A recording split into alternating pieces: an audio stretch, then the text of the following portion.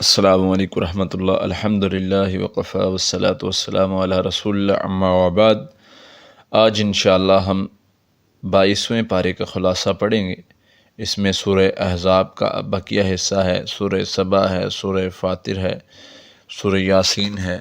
سب سے پہلے سورہ احزاب کا جو آخری حصہ ہے اس میں بات چل رہی تھی نبی کی بیویوں سے، نبی صلی اللہ علیہ وسلم کی بیویوں سے اللہ تعالیٰ نصیحت کر رہے تھے۔ جب مسلمانوں کو اللہ تعالی نے فتوحات دیں تو مسلمانوں کے جو معاملات تھے وہ خوشحال ہو گئے، ان کی زندگی خوشحال ہو گئی۔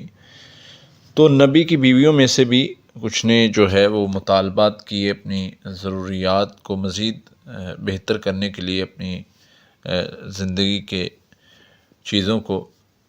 تو اللہ کے نبی صلی اللہ علیہ وسلم کو یہ بات پسند نہ آئی اور آپ صلی اللہ علیہ وسلم کچھ دنوں کے لیے بیویوں سے الگ ہو گئے۔ اس کو الا کہتے ہیں۔ نبی صلی اللہ علیہ وسلم نے قسم کھا لی کہ میں 1 مہینہ جو ہے وہ گھر نہیں آؤں گا۔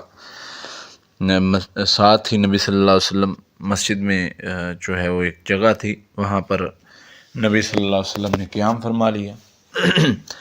تو اس پر اللہ تعالیٰ نے فرمایا کہ نبی صلی اللہ علیہ وسلم کی بیویوں سے کہ نبی ان سے کہہ دیجئے اگر تم دنیا چاہتی ہو تو میں تمہیں دنیا دے دیتا ہوں، دنیا داری یعنی دنیا کی زینت، مال و متاع، تو تمہیں میں اچھے طریقے سے فارغ کر دیتا ہوں۔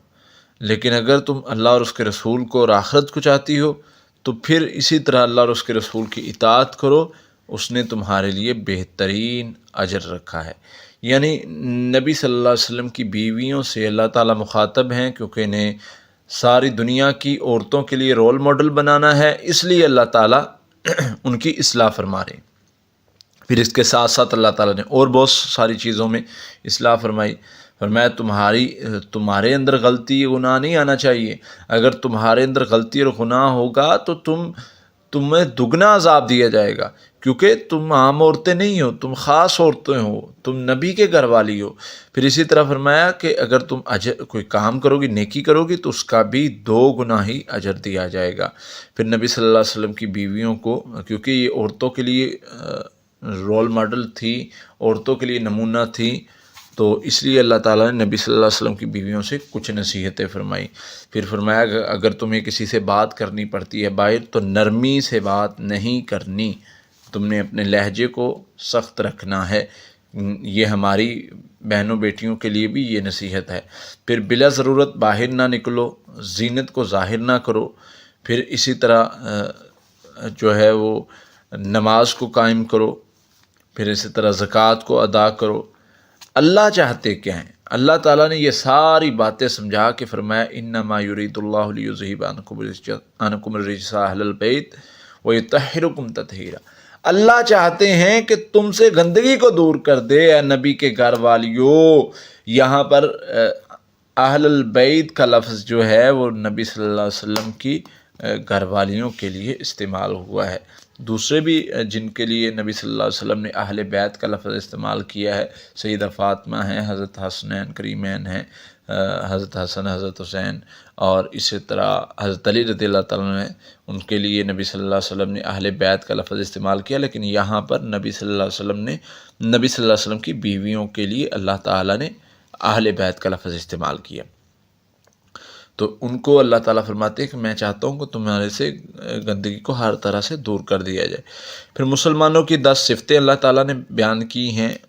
اللہ فرماتے ہیں مسلمان مرد، مسلمان عورتیں، مومن مرد، مومن عورتیں، فرمانبردار مرد، فرمانبردار عورتیں، سچے مرد، سچی عورتیں، صبر کرنے والے مرد، صبر کرنے والی عورتیں، عاجزی کرنے والے مرد، عاجزی کرنے والی عورتیں، صدقہ دینے والے مرد، صدقہ دینے والی عورتیں، روزہ رکھنے والے مرد، روزہ رکھنے والی عورتیں، اپنی شرمگاہوں کی حفاظت کرنے والے مرد، شرمگاہوں کی حفاظت کرنے والی عورتیں، ذکر کرنے والے مرد، ذکر کرنے والی عورتیں۔ اللہ فرماتے ہیں ان کے لیے بخشش اور اجر تیار کیا ہوا ہے۔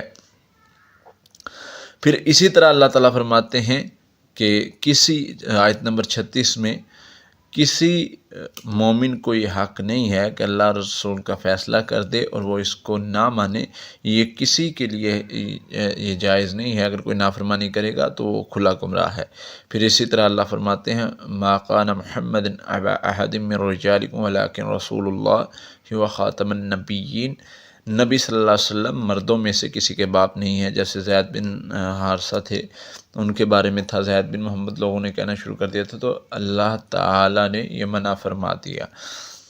تو اسی طرح جو ہے وہ نبی صلی اللہ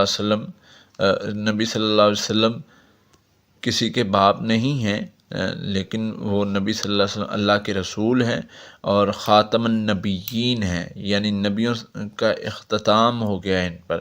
نبی صلی اللہ علیہ وسلم نبوتوں کو ختم کر دینے والے، یعنی نبوتیں ان پر آ کر ختم ہوگی، ان کے بعد کوئی نبی نہیں ہے۔ جیسے نبی صلی اللہ علیہ وسلم کی حدیث بھی ہے لا نبی بعدی، میرے بعد کوئی نبی نہیں ہوگا۔ پھر اسی طرح آیت نمبر 41 میں اللہ تعالیٰ فرماتے ہیں یا ایھا الذین آمنوا اذکروا اللہ ذکرا کثیرا، اے لوگو جو ایمان لائے ہو اللہ کا ذکر کثرت کے ساتھ کرو۔ آیت نمبر 45 میں اللہ فرماتے ہیں انا ارسلناک شاہدا ومبشرا ونذیرا، میرے نبی ہم نے آپ کو بھیجا ہے خوشخبری دینے والا، ہم نے آپ کو بھیجا ہے گواہی دینے والا، خوشخبری دینے والا اور ڈرانے والا بنا کے۔ پھر آیت نمبر 49 میں اللہ تعالیٰ فرماتے ہیں کہ اگر کسی عورت کا نکاح ہو جائے اور اس کو تم کسی سے نکاح کرو اور اس کو چھوئے بغیر یعنی رخصتی ہوئے بغیر جو ہے وہ اس کو طلاق دے دو تو اس پر کوئی عدت نہیں ہے۔ پھر نبی صلی اللہ علیہ وسلم کے گھر میں جانے کے آداب سکھائے گئے ہیں ہمیں، اللہ تعالیٰ نے آداب سکھائے ہیں، فرمایا بلا وجہ نہ جاؤ، بے وجہ بے وقت نہ جاؤ۔ پھر اسی طرح نبی صلی اللہ علیہ وسلم کے گھر میں جب تمہیں بلایا جائے تب جاؤ، اور اتنا پہلے نہ چلے جاؤ کہ کھانا ابھی تیاری نہ ہوا ہو، یعنی کھانے کے لیے اگر تمہیں دعوت دی جاتی ہے تو اتنا پہلے نہیں جانا کہ کھانا بھی تیار نہ ہو، تم نے اس وقت جانا ہے کہ جب تمہیں کھانے کے لیے انتظار نہ کرنا پڑے۔ اور پھر کھانا کھا کے وہاں پر گپے نہ لگانے شروع کر دو بلکہ فوری نکل آؤ۔ نبی صلی اللہ علیہ وسلم اس بات کو کرتے ہوئے شرم کرتے ہیں، اللہ فرماتے ہیں اللہ نہیں شرماتا، اللہ تو واضح کر دیتا ہے، یعنی نبی صلی اللہ علیہ وسلم یہ بات نہیں کہتے تھے حیا کی وجہ سے، لیکن اللہ تعالیٰ نے فرما دی۔ پھر آیت نمبر 56 میں اللہ تعالیٰ فرماتے ہیں ان اللہ وملائکتہ یصلون علی النبی یا ایھا الذین آمنوا صلوا علیہ وسلم تسلیما، یعنی مومنوں کو جو ہے وہ حکم دیا گیا ہے کہ اللہ اور اس کے فرشتے نبی صلی اللہ علیہ وسلم پر درود بھیجتے ہیں، آپ بھی درود پڑھو۔ پھر آگے آیت نمبر 59 میں پردے کا حکم آ گیا یا ایھا النبی قل لازواجک و بناتک و نساء المؤمنین یدنین علیہن من جلابیبہن، اے میرے نبی یہاں پر بھی عورتوں کو نبی صلی اللہ علیہ وسلم کی گھر والیوں کو رول ماڈل بنایا گیا، نمونہ بنایا گیا۔ اے نبی کی بیوی، اے نبی صلی اللہ علیہ وسلم کہہ دیجئے اپنی بیویوں کو یا ایھا النبی قل لازواجک و بناتک و نساء المؤمنین، اپنی بیٹیوں کو مومنوں کی عورتوں کو جب باہر نکلیں تو چادریں کپڑے اوڑھ کر نکلیں، تاکہ اس کا مقصد کیا ہے، تاکہ یہ پہچانی جا سکیں کہ یہ اچھے گھرانے سے ہیں، اچھے یہ مسلمان ہیں، اس وجہ سے تاکہ انہیں کوئی تکلیف نہ دے، یعنی انہیں کوئی تنگ نہ کرے۔ پردے کا مقصد تنگی سے بچانا تھا۔ پھر آخر میں اللہ تعالیٰ فرماتے ہیں کہ یہ قیامت کے بارے میں آپ سے سوال کرتے ہیں تو کہہ دے قیامت کا علم اللہ ہی کے پاس ہے، وہ جب اس نے مقررہ کر رکھا ہے، وہ جب وقت آئے گا تو قیامت آ جائے گی۔ سورہ سبا شروع ہوتی ہے، اس میں اللہ کی تعریف کے بعد اس کے بعد حضرت سلیمان علیہ السلام کا واقعہ ہے۔ حضرت سلیمان علیہ السلام کو جو ہے وہ اللہ تعالیٰ نے ہواؤں کو ان کے تابع کیا تھا، وہ جدھر کو حکم دیتے تھے ادھر کو اڑا کے لے جاتی تھی ساری چیزوں کو، اور جنوں کو ان کے تابع کیا تھا۔ حضرت سلیمان علیہ السلام جنوں سے مجسمے بناتے تھے، اس وقت مجسمے بنانا جائز تھے، اب آج کی شریعت میں جائز نہیں ہے۔ پھر اسی طرح جنات جو ہے وہ جنات سے عمارتیں بنواتے تھے، اسی طرح ایک عمارت بنوا رہے ہیں حضرت سلیمان علیہ السلام جنات سے اپنی نگرانی میں، تو اللہ تعالیٰ کی طرف سے موت آئی تو جنوں کو کوئی خبر نہیں، اور وہ جس آسے کے سہارے پہ کھڑے تھے اس آسے کو اللہ تعالیٰ فرماتے ہیں کہ جنوں کو خبر نہیں ہوئی، بلکہ زمین کا کیڑا جس کو دیمک کہتے ہیں، اس کو اللہ تعالیٰ نے خبر دی، اس نے اس عصا کو جو ہے وہ کھایا، اور جب حضرت سلیمان علیہ السلام گرے تو جنوں کو پتہ چلا کہ اوہو حضرت سلیمان علیہ السلام تو فوت ہو چکے ہیں۔ کہتے کاش ہم غیب کا علم جانتے ہوتے تو ہم یہ ذلت والی نوکری نہ کر رہے ہوتے، یعنی اتنی دیر سے ہم یہ لگے ہوئے ہیں، ہمیں پتہ ہی نہیں حضرت سلیمان علیہ السلام تو فوت ہو گئے۔ پھر اسی طرح اللہ تعالیٰ نے قوم سبا کے بارے میں ذکر کیا ہے، ان کے 2 باغات کے بارے میں اللہ تعالیٰ نے ان کو بہت ہی شاندار عالی شان 2 باغات دیے تھے، جن پر انہوں نے ناشکری کرنا شروع کر دی، انہوں نے جو ہے وہ شکر ادا نہیں کیا، جس پر اللہ فرماتے ہیں کہ ہم نے بند کا سیلاب بھیجا جو ہر چیز کو جس نے تباہ و برباد کر دیا، اور ایسے پھل آگے جو یعنی بدمزہ تھے، جیسے ایک کسی جگہ پر کچھ بھی نہ بویا ہو بیجا ہو، وہاں پر جو ہے وہ مختلف طرح کی چیزیں اگاتی ہیں جو عموماً جھاڑیوں میں اس طرح کی چیزیں اگتی ہیں جن کے ساتھ پھل تو لگے ہوتے ہیں لیکن وہ پھل کھانے کے لائق نہیں ہوتے۔ پھر اسی طرح آگے اللہ تعالیٰ فرماتے ہیں کہ جس دن ہم لوگوں کو جمع کریں گے، یہ جنوں کے حوالے سے ہے۔ اللہ فرماتے ہیں کہ جس دن ہم لوگوں کو جمع کریں گے تو فرشتوں سے ہم کہیں گے کہ یہ لوگ تمہاری عبادت کرتے تھے؟ یہ کہیں گے اللہ نہیں، یہ ہماری عبادت نہیں کرتے تھے، تو پاک ہے، ہم تو تیری عبادت کرنے والے ہیں، یہ لوگ تو جنوں کی عبادت کرتے تھے، اور بعض ان میں سے ان پر ایمان بھی لاتے تھے۔ 41 نمبر آیت ہے یہ۔ تو اس سے پتہ چلتا ہے کہ یہ لوگ موکلوں کا جو نام لے کر کہتے ہیں کہ فرشتے ہوتے ہیں اور اس طرح کی باتیں، تو یہ تو جنوں کی عبادت کر رہے ہوتے ہیں، یہ موکلوں کی بات نہیں بلکہ جنوں کی بات کر رہے ہوتے ہیں۔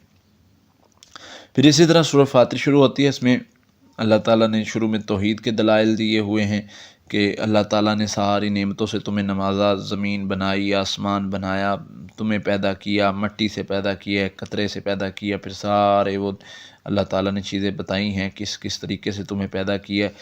پھر اسی طرح بادلوں کو اللہ تعالیٰ فرماتے ہیں میں برساتا ہوں، پھر اسی طرح ہواؤں کو کون چلاتا ہے؟ وہ اللہ ہی ہے جو چلاتا ہے، دن کو رات میں بدلتا ہے، رات کو دن میں بدلتا ہے۔ وہ ساری چیزوں کا اللہ تعالیٰ نے تفصیلاً ذکر کیا ہے، یعنی یہ توحید کے دلائل دیے ہیں۔ اللہ تعالیٰ پھر ان شرکاء کے بارے میں فرماتے ہیں کہ جن کو تم شریک بناتے ہو، قیامت کے دن یہ ان کا انکار کر دیں گے، یعنی جو تمہارے شریک ہے قیامت کے دن اللہ فرماتے ہیں یہ ان کا انکار کر دیں گے، یہ ان کو پہچانیں گے نہیں۔ پھر اللہ فرماتے ہیں یا ایھا الناس انتم الفقراء الی اللہ، تم اللہ کے در کے فقیر ہو، اللہ غنی ہے، لہٰذا اللہ کو پکارنا چاہیے، تم فقیر ہو، فقیر بن کے پکاریں گے تو اللہ ہماری سنے گا۔ پھر اللہ تعالیٰ نے کچھ لوگوں کا ذکر کیا، اللہ فرماتے ہیں جو ایمان لائے، نیک اعمال کیے، ان کے لیے ہمیشہ کے لیے باغات ہیں، خیر ہے، جنت ہے، اور جن لوگوں نے شرک کیا، اللہ کے علاوہ لوگوں کو پکارا، اللہ فرماتے ہیں قیامت کے دن ان کا برا انجام ہوگا اور ان کو بچانے والا کوئی نہیں ہوگا۔ کچھ نصیحتیں آخر میں اللہ تعالیٰ نے کی ہیں۔ پھر اسی طرح سورہ یاسین شروع ہو رہی ہے۔ سورہ یاسین میں قرآن کا تعریف بیان کی، نبی صلی اللہ علیہ وسلم کو بھیجنے کا مقصد کہ آپ ہدایت لے کر آئے ہیں، آپ خیر لے کر آئے ہیں، اور نبی صلی اللہ علیہ وسلم کی تعریف میں کچھ چیزیں بیان کی گئی ہیں۔